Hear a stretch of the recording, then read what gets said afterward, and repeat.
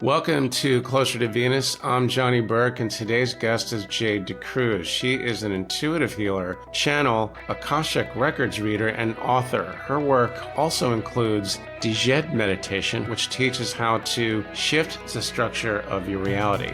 In this episode, we'll talk about her book, Divine Love, The Winged Beings of Light. Jade, welcome to the program. Thank you, Johnny. Brilliant to be here. Yeah. Excellent. We are glad to have you. One of the first things I noticed about your book, speaking of which, is how you describe the universe as working in cycles. There is apparently a good period and a down period. How did you discover that? Oh, right. That's a really long answer, but I'll try to concise it.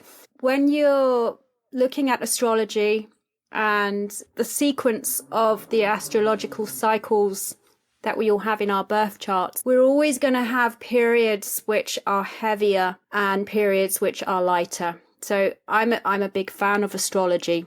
And so intuitively for me, that is why I tend to use astrology to understand when am I having a low dip. Yeah, there are planets, like Saturn, which can be quite heavy, to avoid certain engagements during that time.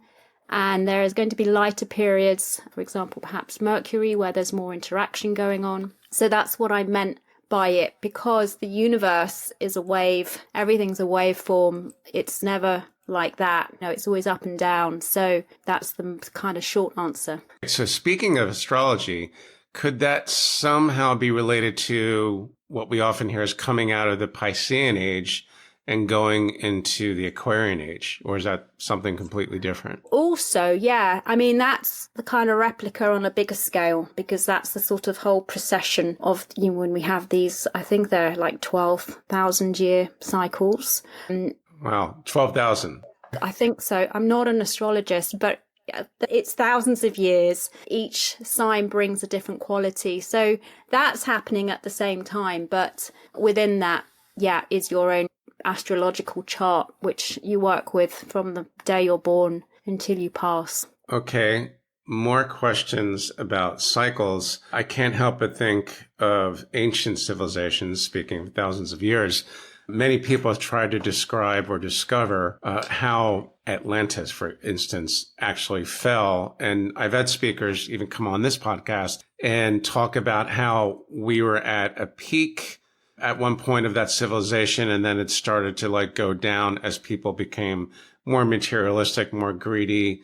And it's almost as if you can plot consciousness in a cycle. In some ways, it reminds me of the stock market that goes up and down in cycles. Exactly.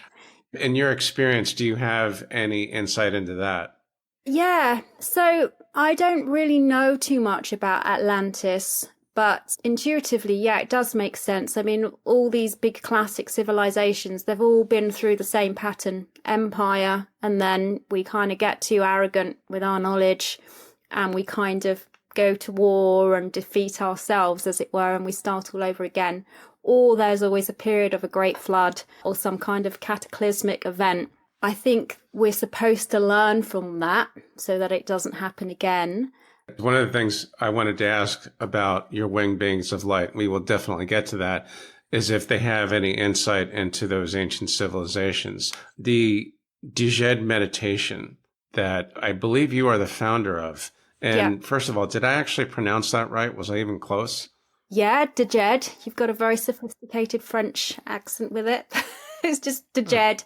It's actually the name of the first recorded history of warriors, or a group or an entity which protected the intergalactic forces. And this sort of record was found in Mali way before the Kemetic Empire, maybe going back to about 10,000 years ago or something like that. Somehow I found the root of that. I don't know how these things happen. And I'm able to translate that through a meditation, which I called Djed meditation. But the word actually comes from these warriors in Mali who were at the time working with, I guess, intergalactic type.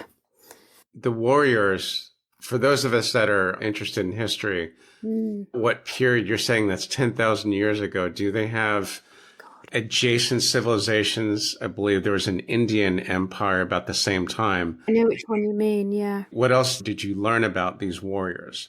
Well, to be honest, there's nothing that you can really look at historically because not many people seem to know about them or assume. I haven't actually been able to find any real sources apart from one or two. I think it was through a Cambridge University professor who had written about the Djed warriors in Mali about 10,000 years ago. She had 2 articles about them. Other than that, on a level of facts like that, I'm still investigating, but most of the insight that I get does fall into place for me synchronistically, because when I do these meditations, we are somehow bringing in personal power and freedom, and it's about breaking the matrix or being able to dissolve this kind of slave planet mentality, which we're being controlled.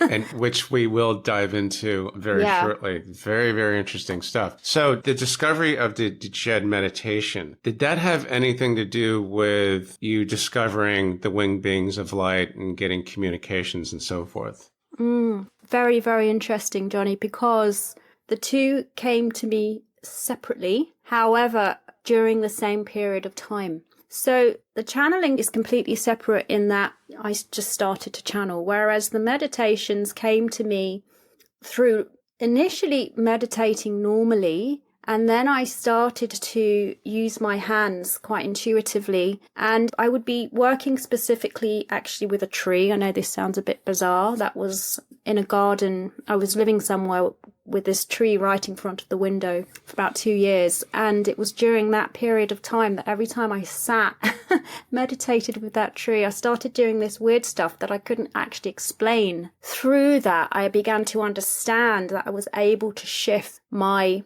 perception and orientation in my life. And I started to change. I started to become more powerful in my responses to people, in my being, my actions. And I realized quite quickly that I was able to have more control over my day-to-day being and kind of also change my trajectory more towards where I wanted to go, as opposed to being a passive reactor to life. So those two things came into your life roughly about the same time.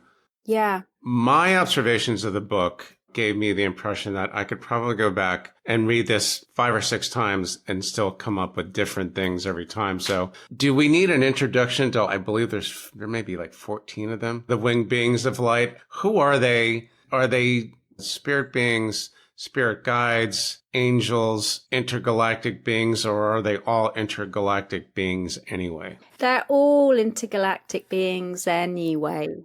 God is there also represented. And in the book, God takes a persona as a being. A human or humanoid looking? Well, actually as a god. Well, yeah, God as in the human perception of what God may look like. Not an extraterrestrial or anything like that.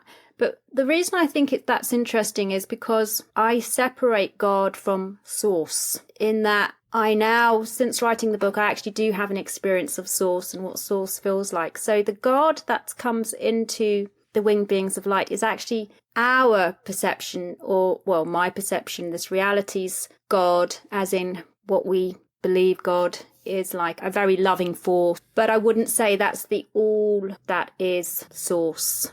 It seems to be this God is what we would normally manifest or imagine what God would be like, which is separate from source. Yes. Very interesting stuff. So when did the messages start coming? Were there visuals? Was it auditory? What was it like? They came very suddenly. So I never channeled in my life before, Johnny, not at all. Never dreamed of channeling, never wanted to channel necessarily, wasn't my thing. And I reiterate that because so many people sort of say, oh, I've been trying to channel for ages and how do you do it? And it's like, I actually don't know. What happened was I went to the computer to write. I just wanted to write a book. I was really broke at the time. I just wanted to write an ebook, so I could do something marketing, I could sell it. I literally sat down on the computer, and as I was starting to write, I felt this beautiful presence all around me. I allowed it to come in. I didn't question it. And as I started typing, the words of the book began to kind of sprawl out on the page. And I didn't question what I was writing either, because I understood there was something happening and I didn't want to interrupt the sequence. And that actually forms the first part of the book. So very, very spontaneous, totally unexpected. Yeah. It sounds like an instance of automatic writing. Is that accurate?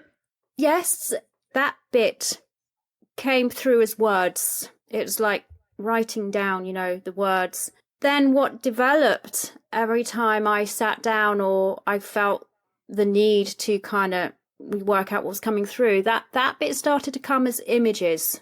So actually now the winged beings of light, because they're always with me, they're with me since then, they communicate to me by showing me. It's really interesting because actually I do hear them talking to me, but I don't hear the sound. It's like telepathic, in other words. That's what it sounds like. Yeah, and I see them talking to me. Like now, actually, I can see they're talking to me here because they're all lined up. What are they saying about this episode of the podcast? Are they giving you ideas? Cheering it on. They're like, yeah. Thanks, guys. Yeah, they love it. Tell them I appreciate them. And we all appreciate them. You see images. So what do they look like? Do they look somewhat human, or are they going to look different based on what we imagine that they look like? Yeah, that's also interesting because I think that they probably come in as whoever reads the book, they'll come into your interpretation in the way that you would imagine or the reader would imagine. So I think it's going to be different for all of us. For me, Thoth comes in with a beautiful suit, very, very dapper. There's some sort of Victorian figure who's extremely eloquent. It's interesting because obviously, if anyone knows Thoth, he's nothing like that at all. But they come in with their personality for me. They're all quite interesting personalities. And I think it's the way that they look to me is exactly how the persona is. So the persona that is presented by the winged beings of light, it seemed to be they're almost like shapeshifters to present themselves as appropriate for that particular human. Yes. Did I get that right? Okay. Absolutely. Right. Yeah. Yeah. And it's not the first time I've heard that, so it's pretty consistent. Now, burning question. Your book talks about beings from another star system that either have kept us or are still keeping us from raising our frequencies. Who are they? It's so difficult to say who they are because I actually haven't gone into the whole extraterrestrial kind of conspiracy thing too much, so I don't know the names of all the different entities. And of course there are good reptilians and bad reptilians. From what I understand, it's the beings that came from Nibiru a long time ago. I think their planet touches our planet every 12,000 years. And essentially 12,000 years ago, we got into a slave planet by these, how do you call them, Nibirians? You see, for me, the Nibirian starseed are actually blueprinters. Now, I work with blueprinters all the time. They're a fantastic race, absolutely fantastic race. Blueprinters? Yeah, they're not malevolent at all. I attached them to Nibiru because the blueprinters don't have a home planet, as it were, and they're kind of like wanderers, and they would have come from Nibiru, if anything, which is completely out of our galactic arena. Okay. I can't say archons or reptilians because I don't really know, but there's definitely something which is holding this matrix in a very sad state. Now, are the winged beings of light guiding us or providing some kind of support, or is it more like, we care about you guys, you're here for a specific reason to figure out a way out of the matrix? Yes, this is where the Djed meditation's coming, because they're a technique to get out, and also the winged beings of light are your guidance to break free from the system. And it's all about following your own personal power and sovereignty. And the winged beings of light are here precisely for that purpose. I do think that their kind of cornerstone is there's something wrong with this place right now, and humanity is being, with Earth, in terms of the control mechanisms, humanity is being led somewhere, not a nice destination. What they do is they ask you to question that in your own life and in yourself. And that's their way of leading you towards your personal power.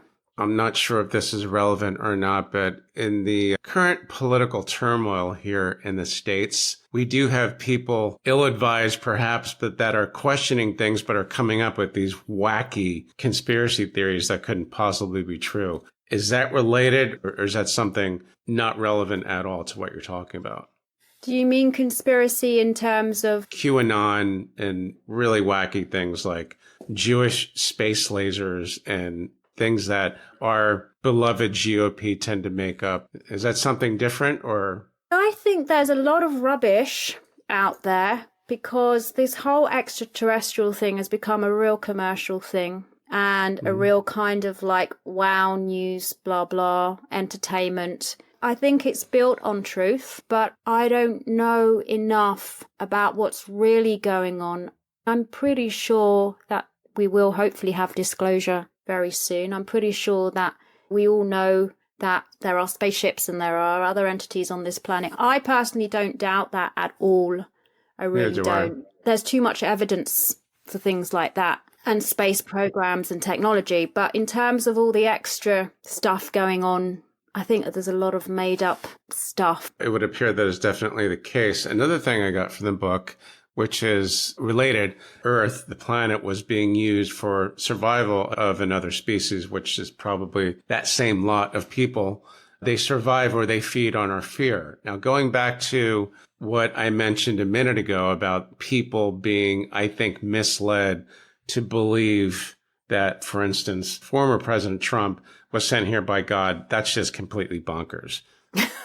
People like him are probably the most unspiritual people in the galaxy, albeit it's a stretch, but could it be that some groups of people are very highly suggestible and this other group of beings are kind of manipulating them because they're feeding off the fear? Is that plausible? Oh, God, totally. Absolutely. I think that whichever group of entities are controlling this planet, they're totally in control. They know exactly what they're doing. They manipulate everything. And there's a lot of inverse psychology used also. It's playing people against each other. They infiltrate to make certain people look good and use them as a distraction while other things are happening in the background. So someone like Trump, who's very entertaining, can have the people's attention for a good couple of months while there's other stuff going on. And they'll use his power, in a sense, to instill war and fear and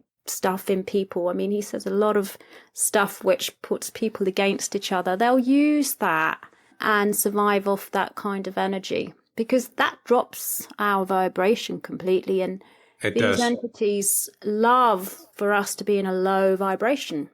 Fear is obviously a low vibration, and that's almost like vitamins or food sustenance for them. And you also contend that the Djed meditation is a way to overcome that lot and their influence, where we could say, piss off, I'm raising my vibe and you're out of my space. True or false? True. Absolutely. Yes. Good. Another thing I noticed, and great explanation, by the way, that was really nice. This is from Satya. Satya is a she. I wasn't really quite sure. She comes across as a she. She says, seek shamans and truth seekers to unlock our genetic codes. So what are these genetic codes that you know of? I think what's happening there is that she's asking us to go back to our primordial state and to connect from that point with the earth. So it's breaking free from the identity or the story of your life, bringing yourself back to that pure sense, the essence of soul. From that point, connecting with the earth, because, you know, the earth's a living being. It's a living energy. Like the trees. Trees. Everything's alive. Exactly. And through that connection, I think we unlock something about our divinity and our essence. We start communicating on another level. We start realizing everything around us is alive and living. And so I think that's what Satya is trying to tell us. It's about coming back to the essence, coming back to the original codes, finding the beauty in life on the earth, in flowers, in anything, finding that beauty. They always say that beauty unlocks something on the inside. Beauty unlocks a power. So I think it's recognizing within that there's a pattern. Nothing here happens by chance. Nothing's really by accident. I mean, everything's got a formula. I agree with the advice of seeking shamans, because the shamanism is a tradition that is probably 30, 40,000 years old, if not older. I think they can provide as good as guidance as anyone. We're going to go back to a quote by your Victorian eloquent gentleman, Thoth. Apparently, I'm seeing that image now and it's incredible. Egyptians, according to him, built pyramids to bring heavens to earth and create a connection to source. Is this why there are so many ancient pyramids all over the world? Yes, definitely. And I think that piece that you just said about Thoth can be seen also on a practical level, because the pyramids, they were also vaults of chemicals and reactions and physics, and a massive center which was producing all types of materials and gases and things like that for manufacture, for farming. The chemistry involved at that level in that period of time, I think, could have only been brought to the Egyptians by some kind of outside knowledge. That's one reason why I think they talk about that connection with the gods, but also the acoustics in the pyramids. I haven't been to the pyramids, but from what I understand, the acoustics in there are so powerful that they actually can shift frequencies and things like that. And I know that they were used for a lot of meditation practices, for a lot of what one might assume is magic, but not necessarily. It's really the chemical reactions of these different forces working together to create and maybe shift matter. And so I think that's why Thoth is talking about them being a connection with the divine. I know the pyramids in Egypt have an alignment with Orion's belt. So there's definitely some kind of connection there with the star system. And therefore connection with energy grids running in a certain way. I've heard that from a lot of experiencers, channelers, and that lot of people. It's pretty important knowledge. And going back to what you said about the Egyptians, it seems to be that their civilization just kind of came almost out of nowhere. Their technology apparently was very advanced for that time. Speaking of technology, you believe that the winged beings are telling us to be careful with technology. Does this have anything to do with AI and the inherent dangers of that? Yeah, absolutely. So essentially the winged beings of light are here to tell us that we are powerful. We are powerful as humans, and we have forgotten that, or we have never had that drummed into us because of the control matrix. Therefore, we're extremely gullible. Because of the control system, we don't know how it can also be used to manipulate us. The level of control that's going on, without us realizing our own power, it makes us very susceptible to being used. And there's a warning in that. And it comes back almost to what you mentioned at the beginning of the podcast when you said civilizations end up having a really high period and then suddenly, they get all crazy with this technology, right? And they go into a bear market, a consciousness bear market, and they go into a dark period. I believe there's a concept that's called the Great Year concept where, again, it talks about cycles. And I think consciousness can peak, it could bottom out as well. And hopefully we're coming out of that, I think. But based on what we see in the news here in the States, sometimes I'm not so sure. But maybe all this is supposed to happen. It's a bit concerning what we're talking about, this star race that's keeping us in this matrix. If you go back to the theory, or should I say the concept of reincarnation and coming into the in-between state where we plan our lives and come back, we all agreed to come here one way or the other. It's like an assignment because we accepted the challenge. Yeah. It's interesting because I'm going through my own evolution. So I certainly think that on one level and agree with all of that. But I'm also beginning to question This whole thing of like coming back time and time again and not remembering anything. It's almost like Earth should be the school, and it probably may have been established that way initially, and then we learn something and we move on. But that whole original system is corrupt now because we've been controlled. And so it's harder than it should be. There's more struggle than it should be. And I'm not sure when we pass, I'm not sure if we're necessarily moving on necessarily or coming straight back in and being recycled. I am beginning to question a lot of things outside of this system because I think that the control is beyond the Earth. I think that we're still being controlled when we pass over. Really? I'm hoping that's not the case, because if we try to follow the light and the love and everything else, hopefully we rise above that. Yeah, I think in a way, the winged beings of light are telling me, certainly, without fully telling us really everything that's going on. But it's like saying, you better get control of your power now, because there's a lot of stuff happening, right? You can't see it, but we know. So either you do these meditations or you read this book, but you got to wake up so that you'll be fine when you exit. So it seems to me that you have already asked the beings of light about the control, and will we be controlled once we leave Earth? Hopefully they're shaking their head and they're saying, no way. And tell Johnny not to worry. That's not going to happen. Yeah, they're saying to me, no. And I think they're saying that because they're here to stop that eventuality. That's why they're here. There's a reassurance. Tell them I said thank you, just in case they can't hear me, but I imagine they can. Yeah. What are the most important takeaways from the messages you've received to date? From the winged beings of light, specifically. Mm-hmm.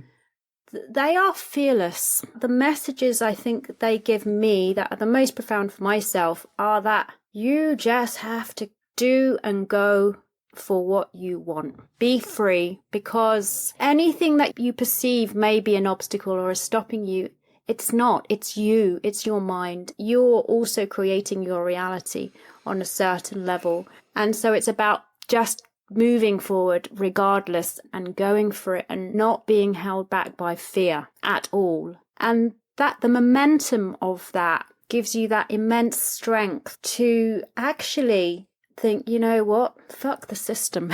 Sorry for my language. Don't worry about it. You said it, not me.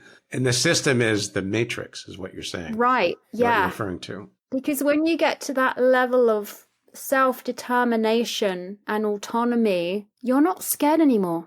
You don't fear it. And I think that's the most profound thing they give me. And it reminds me of a phrase from an old friend who once said, replace your fear with faith. It's funny how a lot of these well-worn cliches and platitudes actually turn out to be true.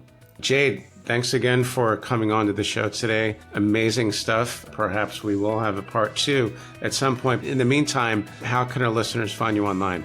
So my website is www.londonthetahealer.co.uk, and my Instagram link is @HackneySpirit. Awesome. I will put that in the show notes in the transcript as well.